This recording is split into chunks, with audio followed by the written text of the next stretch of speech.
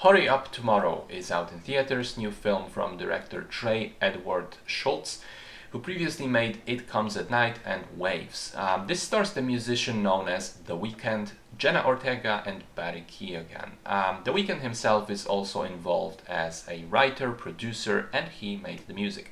The film is a largely metaphorical story where he plays a fictionalized version of himself. At the beginning, he's shown to struggle with loneliness and the pressure of performing, coupled with physical issues with his voice and, perhaps most importantly, a recent breakup. When he suddenly loses his voice during a show, he escapes from it, runs away from the stage, meets a young fan with whom he seems to strike a sudden connection, and they go off into the night, spending time in an initially sweet and then progressively more sinister ways. So it is a very strange film, and sadly not really a successful one. It's a mix of a character study of this unwell musician, a dreamlike / nightmarish trip that sometimes vaguely evokes the works of David Lynch, and then a straight-up ego trip from The Weeknd. I'm not exactly sure what it's meant to be about, aside from weird deliberations on the nature of honesty throughout musical lyrics. The fact that Ortega's character is called Anima, which in Jungian psychology is the feminine aspect of a male subconscious, is a bit of a hint, but then for some reason we don't learn that through the film, but only through the credits. It's not mentioned in the story. It is tonally wildly inconsistent. There were moments which were clearly meant to be serious and poignant, but my theater was howling with laughter.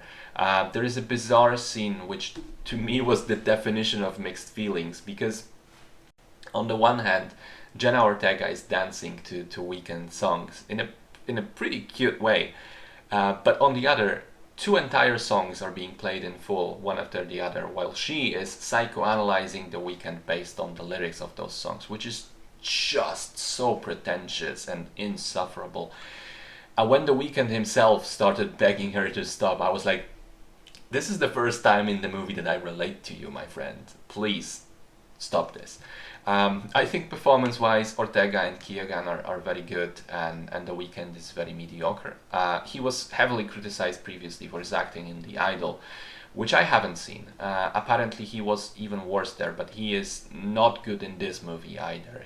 At points it is a bit distracting.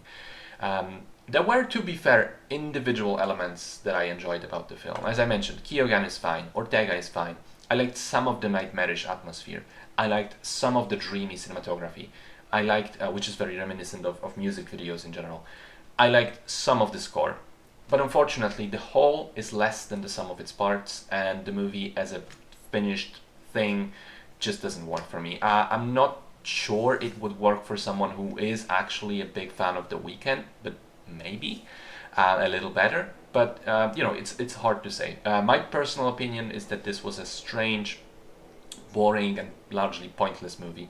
Doesn't say anything interesting, and what it does say, it says in a disappointing manner.